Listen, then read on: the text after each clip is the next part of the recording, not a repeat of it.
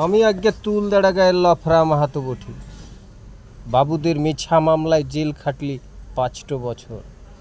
Police আইসে আমাকে ধরে নিয়ে গিয়েছিল থানায়। বুটের গোঁতা আর চাবুক মারে মারে লাল করে দিয়েছিল লুহার পাড়া গতর টাকা। এই গল্প বা কহিনী লয় আজ্ঞা, সত্যি কথা। মাটি কাটা লাফরাকে কে রায় চিনত? মাটি কাটে কাটে ডাগর ডাগর ক্ষেত বেনাইছিলি বাবুদের। বুকে রক্ত ঘাম ঢালে ঢুলে করেছিলি উহাদের বাগান। আর শেষ তৎক্ষণা আমাকেই জেলে ঢুকানো, পুলিশ ধরাই দিলে মিছা মামলায়। আমি চোর, গুন্ডা, বদমাস, দাগাবাজ, খুনি আসামি লই।